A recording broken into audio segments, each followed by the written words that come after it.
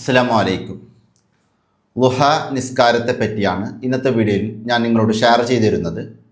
ളുഹ നിസ്കാരത്തിൻ്റെ പൂർണ്ണമായ രൂപവും ളുഹ നിസ്കാര ശേഷം നമ്മൾ ചൊല്ലേണ്ട വളരെ പ്രധാനപ്പെട്ട ദുആഉം അതേപോലെ ളുഹ നിസ്കാര ശേഷം നമ്മൾ ചൊല്ലേണ്ട 40 പ്രാവശ്യം ചൊല്ലേണ്ട വളരെ പ്രധാനപ്പെട്ട ദിക്ർ, പറ്റുമെങ്കിൽ 100 പ്രാവശ്യം ചൊല്ലാം, അതിന് സാധിക്കുന്നില്ല എങ്കിൽ 40 പ്രാവശ്യം ചൊല്ലാം. ഇത്രയും കാര്യങ്ങളാണ് ഇന്ന് ഞാൻ നിങ്ങളോട് പറഞ്ഞു തരുന്നത്. ളുഹ നിസ്കാരത്തിൻ്റെ സമയവും ഇതിലോതേണ്ട സൂറത്തുകളും ഏത് സമയം വരെ ളുഹ നിസ്കാരം നമുക്ക് നിർവഹിക്കാം, ഇതിലെ റക്അത്തുകളുടെ എണ്ണം തുടങ്ങിയ വിഷയങ്ങളൊക്കെ ലളിതമായി തന്നെ ഞാൻ നിങ്ങൾക്ക് വിവരിച്ചു തരും. ഇത് പതിവാക്കിയാലുള്ള ഒരു നേട്ടം, നമ്മുടെ ജീവിതത്തിൽ ഒരുപാട് പ്രധാനപ്പെട്ട ആഗ്രഹങ്ങൾ ഉണ്ടാകും. നമ്മൾ ഒരുപാട് കാലങ്ങളായി ആഗ്രഹിക്കുന്ന അല്ലെങ്കിൽ അങ്ങേയറ്റം ആഗ്രഹിക്കുന്ന ചില ആഗ്രഹങ്ങൾ ഉണ്ടാകും. ആ ആഗ്രഹങ്ങൾ ഇതുപോലെ ളുഹ നിസ്കാരം നിർവഹിച്ച് നമ്മൾ റബ്ബായ അള്ളാഹുവിനോട് ചോദിക്കുകയാണെങ്കിൽ അതിന് ഉത്തരം കിട്ടാനുള്ള സാധ്യതകൾ ഏറെയാണ്.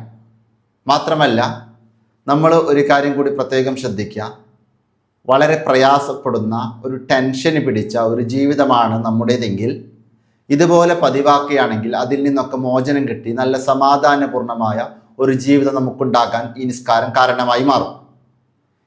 ഇതിനൊക്കെ പുറമെ ഒരുപാട് ഹദീസുകൾ പരിശോധിച്ച് നോക്കുമ്പോഴും മഹത്തുക്കളുടെ, പ്രത്യേകിച്ച് ഗസാലി ഇമാമിൻ്റെ ഇഹ്യാ ഉലുമുദ്ദീനൊക്കെ ളുഹ നിസ്കാരവുമായി ബന്ധപ്പെട്ട് ഒരുപാട് മഹത്വങ്ങൾ വിവരിച്ചിട്ടുമുണ്ട്. എന്നാൽ അതിലേക്കൊന്നും കടക്കാതെ ളുഹ നിസ്കാരത്തിൻ്റെ രൂപവും ശേഷമുള്ള ദിക്റും ദുആവും ഏറ്റവും ലളിതമായി ഞാൻ നിങ്ങൾക്ക് ഈ വീഡിയോയിൽ പറഞ്ഞു തരികയാണ്. കൃത്യമായി ശ്രദ്ധിക്കാം. ഒന്നാമത്തത്, സുന്നത്ത് നിസ്കാരങ്ങൾ പ്രധാനമായും 2 തരത്തിലാണെന്ന് നമുക്കറിയാം. ഒന്ന്, ജമാഅത്ത് സുന്നത്തുള്ള സുന്നത്ത് നിസ്കാരങ്ങളുണ്ട്, ജമാഅത്ത് സുന്നത്തില്ലാത്ത സുന്നത്ത് നിസ്കാരങ്ങളുണ്ട്. ഇതിൽ ജമാഅത്ത് സുന്നത്തില്ലാത്ത സുന്നത്ത് നിസ്കാരങ്ങളുടെ കൂട്ടത്തിൽപ്പെട്ടതാണ് ളുഹ നിസ്കാരം. അപ്പോൾ ളുഹ നിസ്കാരം തനിച്ചായിട്ടാണ് നിസ്കരിക്കേണ്ടത്. ളുഹ നിസ്കാരം പുരുഷന്മാരെ സംബന്ധിച്ചിടത്തോളം പള്ളിയിൽ വെച്ച് നിസ്കരിക്കലാണ് നല്ലത്. ഇനി പള്ളിയിൽ പറ്റുന്നില്ല എങ്കിൽ വീടുകളിലോ അവർക്ക് പറ്റുന്ന സ്ഥലത്തോ വെച്ച് നിസ്കരിക്കാം. സ്ത്രീകളെ സംബന്ധിച്ചിടത്തോളം സാധാരണ ഇതിൽ സ്ത്രീകൾ അവരുടെ വീടിൻ്റെ ഉള്ളറകളിൽ വെച്ചിട്ടാണ് നിസ്കാരം നിർവഹിക്കുക. അതുപോലെ ഈ നിസ്കാരവും ഇങ്ങനെ നിർവഹിക്കുക, ശ്രദ്ധിക്കാം. ഇനി ളുഹ നിസ്കാരം നിർവഹിക്കേണ്ട സമയം സൂര്യനുദിച്ച് ഒരു കുന്തത്തിൻ്റെ അത്ര ഖദർ ഉയർന്നതിന് ശേഷം. ഒരു കുന്തത്തിൻ്റെ അത്ര ഖദർ എന്ന് വെച്ചാൽ ഏകദേശം ഒരു 20 മിനിറ്റ്. അപ്പോൾ സൂര്യനുദിച്ച് ഏകദേശം ഒരു 20 മിനിറ്റ് കഴിഞ്ഞതിന് ശേഷം 6:10 സൂര്യനുദിക്കുകയാണെങ്കിൽ 6:30 ശേഷം, അതായത് സൂര്യനുദിച്ച് ഏകദേശം 20 മിനിറ്റ് കഴിഞ്ഞതിന് ശേഷം ഉച്ചവരെയാണ് ഈ നിസ്കാരം നിർവഹിക്കേണ്ട സമയം. ഉച്ചയെന്ന് വെച്ചാൽ ളുഹർ ബാങ്ക് വരെയാണ് ഈ നിസ്കാരം നിർവഹിക്കേണ്ട സമയം. ഇതിൽ ഏറ്റവും അഫ്ളലായ സമയം എന്നുള്ളത് സുബ്ഹി മുതൽ പകലിൻ്റെ 4:1 വിട്ടുകടന്നതിന് ശേഷമാണ്. ഉദാഹരണം പറയുകയാണെങ്കിൽ 5:10 സുബ്ഹി ബാങ്കാണെന്ന് വെക്കാം, 6:10 മഗ്രിബ് ബാങ്കാണെന്ന് വെക്കാം. അപ്പോൾ 5:10 മുതൽ 6:10 വരെ ഏകദേശം 13 മണിക്കൂറുണ്ട്. ഇതിൻ്റെ 4:1 പറയുമ്പോൾ 3 മണിക്കൂറും 15 മിനിറ്റും. അപ്പോൾ 5:10 മുതൽ 3 മണിക്കൂറും 15 മിനിറ്റും വിട്ട് കിടക്കുന്ന നേരം, അതായത് ഏകദേശം ഒരു 8:30 മണിയൊക്കെ ആകുന്ന ആ സമയം, അതാണ് ളുഹ നിസ്കാരം നിർവഹിക്കാൻ ഏറ്റവും നല്ല ഒരു സമയം. ആവശ്യം ശ്രദ്ധിക്കാം. അടുത്തത്, ളുഹ നിസ്കാരത്തിലെ റക്അത്തുകളുടെ എണ്ണം. ളുഹ നിസ്കാരം ഏറ്റവും ചുരുങ്ങിയത് 2 റക്അത്തുകളാണ്. ളുഹ നിസ്കാരം അധികരിച്ചത് 12 റക്അത്തുകളാണ്. എന്നാൽ കിതാബുകളിലൊക്കെ നമുക്ക് കാണാൻ പറ്റുന്നുണ്ട് ഈ ളുഹ നിസ്കാരത്തിൽ ഏറ്റവും ശ്രേഷ്ഠതയുള്ളത് അത് 8 റക്അത്തുകളാണ് എന്നുള്ളത്. അപ്പോൾ ളുഹ നിസ്കാരം ഒരു വ്യക്തിക്ക് 8 റക്അത്ത് പതിവാക്കാൻ പറ്റുമെങ്കിൽ 8 റക്അത്ത് പതിവാക്കാം. 12 റക്അത്ത് വരെ ളുഹ നിസ്കാരം ളുഹയുടെ നിയത്തോടു കൂടെ നമുക്ക് നിർവഹിക്കാം. ഇനി ഒരാൾക്ക് ഇത്രയൊന്നും പതിവാക്കാൻ പറ്റുന്നില്ല എങ്കിൽ അറ്റ്ലീസ്റ്റ് 2 റക്അത്തെങ്കിലും എപ്പോഴും പതിവാക്കാം.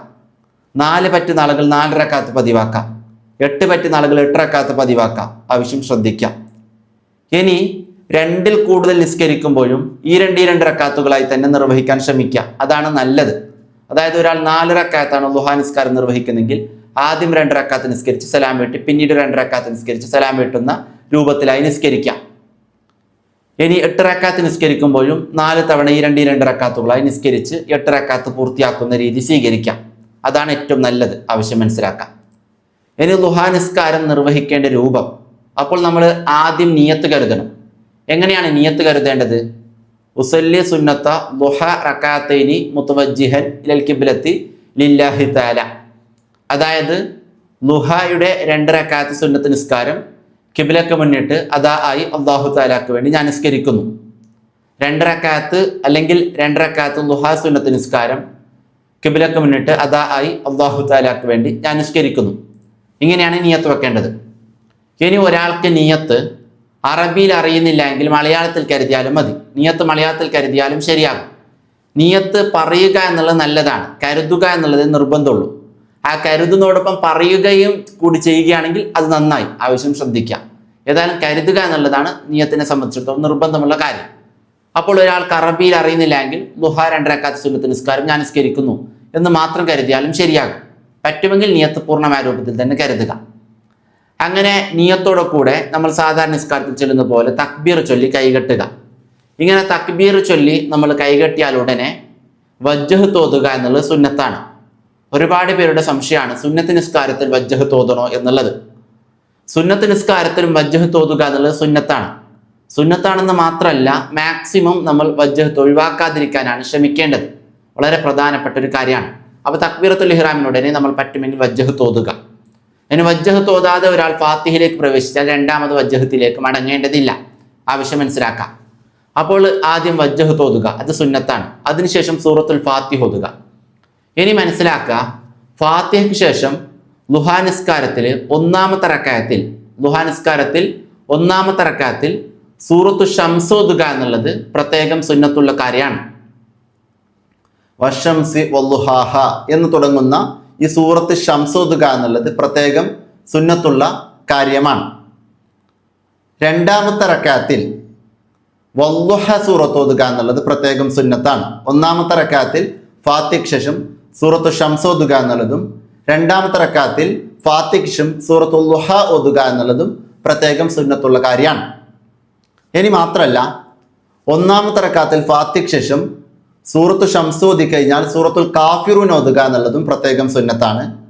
2ാമത്തെ റക്അത്തിൽ ഫാത്തിഹയ്ക്ക് ശേഷം ളുഹ ഓതി കഴിഞ്ഞാൽ സൂറത്തുൽ ഇഖ്ലാസ് കൂടി ഓതുക എന്നുള്ളത് പ്രത്യേകം സുന്നത്തുള്ള കാര്യമാണ്. ഇങ്ങനെയാണ് ഓതേണ്ടത്, ആവശ്യം ശ്രദ്ധിക്കാം.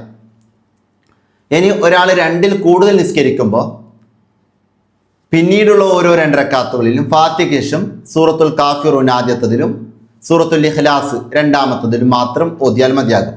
ആദ്യത്തെ 2 റക്അത്തുകളിലാണ് ഈ 2 സൂറത്തുകൾ ഓതേണ്ടത്. തുടർന്നുള്ള 2 റക്അത്തുകളിൽ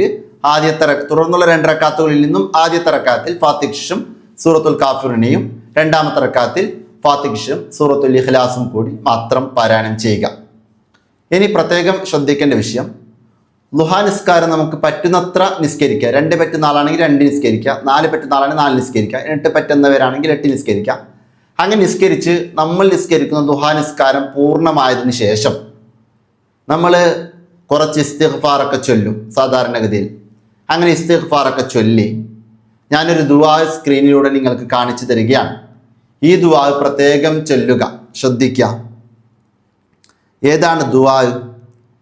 അതായത് നമുക്കറിയാം, ഏതൊരു ദുആഇൻ്റെ തുടക്കത്തിലും അവസാനത്തിലും ഹംദും സലാത്തൊക്കെ ചൊല്ലണം. അങ്ങനെ ഹംദും സലാത്തൊക്കെ ചൊല്ലിയിട്ടാണ് നമ്മൾ ദുആ ചെയ്യേണ്ടത്. അപ്പോൾ ആദ്യം അൽഹംദുലില്ലാഹി റബ്ബിൽ ആലമീൻ അല്ലാഹുമ്മ സ്വല്ലി അലാ സയ്യിദിനാ മുഹമ്മദിൻ വ ആലിഹി വ അഹ്ലി ബൈത്തിഹി വ സഹ്ബിഹി വസല്ലിം. അല്ലാഹുമ്മ ഇന്നൽ ളുഹാഹ ളുഹാഉക് വൽ ബഹാഹ ബഹാഉക് വൽ ജമാല ജമാലുക് വൽ ഖുവത ഖുവതുക് വൽ ഖുദ്റത ഖുദ്റതുക് വൽ ഇസ്മത ഇസ്മതുക്. അല്ലാഹുമ്മ ഇൻകാന റിസ്കി ഫിസ്സമായി ഫഅൻസിൽഹു വ ഇൻകാന ഫിൽ അർളി ഫഅഖ്രിജ്ഹു വ ഇൻകാന മുഅസ്സറൻ ഫയസ്സിർഹു വ ഇൻകാന ഹറാമൻ ഫതഹിർഹു വ ഇൻകാന ബഈദൻ ഫഖരിബ്ഹു ബിഹഖി ളുഹാഇക വ ബഹാഇക വ ജമാലിക വ ഖുവ്വതിക വ ഖുദ്റതിക ആതിനി മാ ആതൈത ഇബാദക സ്വാലിഹീൻ. അല്ലാഹുമ്മ ബിക ഉസാവിലു വബിക ഉഹാവിലു വബിക ഉഖാതിലു. ഈ ദുആ ഇൻഷാ അല്ലാഹ് പ്രത്യേകം ചൊല്ലാം. ശേഷം റബ്ബനാ ആതിനാ ഫിദ്ദുനിയ ഹസനതൻ വഫിൽ ആഖിറതി ഹസനതൻ വഖിനാ അസാബന്നാർ ഈ ദുആ കൂടി ചേർത്ത് മാതാപിതാക്കൾക്കൊക്കെ വേണ്ടി ദുആ ചെയ്ത് നമ്മൾ സാധാരണ ദുആ അവസാനിപ്പിക്കുന്ന പോലെ അവസാനിപ്പിക്കാം. ഇനി ക്ഷമിക്കുക, ഇനി പ്രത്യേകം ശ്രദ്ധിക്കുക, ദുആഇൻ്റെ അവസാനത്തിലും ഹംദും സലാത്തും പ്രത്യേകം ചൊല്ലാം. ഇനി ഈ ദുആ കഴിഞ്ഞതിന് ശേഷം ഈ പറയുന്ന ദിക്ർ, അതായത് റബ്ബി ഗഫിർലി വർഹംനി വതുബ് അലയ്യ ഇന്നക അൻത തവ്വാബുർ റഹീം എന്നുള്ള ഈ ദിക്ർ പറ്റുമെങ്കിൽ 100 പ്രാവശ്യം ചെല്ലാം. അതിന് സാധിക്കുന്നില്ല എങ്കിൽ 40 പ്രാവശ്യം ചെല്ലാം. ഏതാണ് ദിക്ർ? റബ്ബി ഗഫിർലി വർഹംനി വതുബ് അലയ്യ ഇന്നക അൻത തവ്വാബുർ റഹീം എന്നുള്ള ഈ ദിക്ർ. ഏതാണ്? റബ്ബി ഗഫിർലി വർഹംനി വതുബ് അലയ്യ ഇന്നക അൻത തവ്വാബുർ റഹീം എന്നുള്ള ഈ ദിക്ർ. ഇത് 40 പ്രാവശ്യം ചെല്ലാം. പറ്റുന്ന ആളുകൾ 100 പ്രാവശ്യം ചെല്ലാം. ഇനി ഈ ദിക്ർ ചൊല്ലിക്കഴിഞ്ഞ് നമ്മുടെ ആവശ്യങ്ങളൊക്കെ ആത്മാർത്ഥമായിട്ട് അല്ലാഹുവിനോട് ചോദിക്കാം. അങ്ങനെ ചോദിച്ച് ശീലമുണ്ടാക്കുന്ന ഒരു രീതി നമ്മൾ ഉണ്ടാക്കിയാൽ നിങ്ങൾ ശ്രമിച്ചു നോക്കാം. ഞാൻ കൂടുതലൊന്നും പറയുന്നില്ല, വളരെ ആത്മാർത്ഥമായിട്ട് അല്ലാഹുവിനക്ക് വേണ്ടി നിങ്ങൾ ഒരാഴ്ച ദുഹാ നിസ്കാരം പതിവാക്കി നോക്കി. അപ്പോൾ വലിയ സന്തോഷവും മാറ്റങ്ങളും നിങ്ങളുടെ ജീവിതത്തിൽ ഉണ്ടാകും. അത് തുടർന്ന് നിലനിർത്തിക്കൊണ്ടു പോകാനാണ് നമ്മൾ പ്രത്യേകം ശ്രമിക്കേണ്ടത്. ഒരു കാര്യം മാത്രം പറഞ്ഞ് ഞാൻ അവസാനിപ്പിക്കുകയാണ്. നമ്മളെപ്പോഴും ചെയ്യേണ്ടത്, നമ്മൾ ഒരുപാട് ഇബാത്തുകൾ ചെയ്യുന്നതിനപ്പുറത്ത് ചെയ്യുന്ന ഇബാത്തുകളിൽ കൺസിസ്റ്റൻസി, സ്ഥിരത കീപ്പ് ചെയ്യാനാണ് നമ്മൾ പ്രത്യേകം ശ്രദ്ധിക്കേണ്ടത്. ഇനി നിസ്കാരവുമായി ബന്ധപ്പെട്ട വിഷയങ്ങൾ, അതുപോലെ ഉളു, കുളി, അങ്ങനെ തുടങ്ങി പല വിഷയങ്ങളുണ്ടാകും. സ്ത്രീകൾക്കും പുരുഷന്മാർക്കും എല്ലാവർക്കും പഠിക്കാൻ പറ്റുന്ന രൂപത്തിൽ ഏറ്റവും ലളിതമായി, അതായത് കണ്ടിന്യൂറ്റി കീപ്പ് ചെയ്തുകൊണ്ട് ക്ലാസ് നോട്ട്സ് അടക്കം നിങ്ങൾക്ക് ഇഷ്ടമുള്ള സമയത്ത് ഓൺലൈനായി എവിടെ വെച്ചും പഠിക്കാൻ പറ്റുന്ന രൂപത്തിൽ, അതും വെബ്സൈറ്റ് വഴി ഒരു അക്കാഡമിയുടെ ഭാഗമായിട്ട് നിങ്ങൾക്ക് പഠിക്കാൻ പറ്റുന്ന രൂപത്തിൽ നാഫി അക്കാഡമി എന്ന് പറയുന്ന പുതിയൊരു അക്കാഡമി ക്രിയേറ്റ് ചെയ്യുകയും അതിൻ്റെ ഭാഗമായിട്ട് ഹിക്മ എന്ന് പറയുന്ന ഒരു കോഴ്സ് ഡെവലപ്പ് ചെയ്യുകയും ചെയ്തിട്ടുണ്ട്. 3 മാസം നിലകൊള്ളുന്ന കോഴ്സ്. അതിനുശേഷം എപ്പോൾ വേണമെങ്കിലും നിങ്ങൾക്ക് ഉപയോഗപ്പെടുത്താൻ പറ്റും. അത് നിലവിൽ ഏറ്റവും ചുരുങ്ങിയ പ്രൈസിൽ, അതായത് മറ്റൊരിടത്തും ഇത്തരം ഒരു കോഴ്സ് ലഭ്യമാകില്ലെന്ന് മാത്രമല്ല, ഇത്തരം കണ്ടന്റ് ഉള്ള കോഴ്സുകൾ ഇത്ര ചുരുങ്ങിയ പ്രൈസിൽ എവിടെയും ലഭ്യമാകില്ല. അത്തരത്തിൽ വളരെ ചുരുങ്ങിയ പ്രൈസിൽ, അതായത് വെറും 1490 രൂപക്ക്. ഇനി ഈ പേയ്മെന്റ് ആർക്കെങ്കിലും പ്രയാസമാണെന്നുണ്ടെങ്കിൽ ഇതിനേക്കാളും ചുരുക്കിയിട്ടും നിങ്ങൾക്ക് ഈ കോഴ്സ് ലഭ്യമാക്കി തരും. ഇതിന്റെ പ്രധാനപ്പെട്ട താല്പര്യം, നമുക്ക് നിത്യജീവിതത്തിൽ അത്യാവശ്യമായി അറിയേണ്ട ഇസ്ലാമിക വിവരങ്ങളൊക്കെ എല്ലാവരും ലളിതമായി പഠിക്കണമെന്നുള്ളതാണ്. ആ രൂപത്തിൽ ഒരു കോഴ്സ് ഡിസൈൻ ചെയ്തിട്ടുണ്ട്.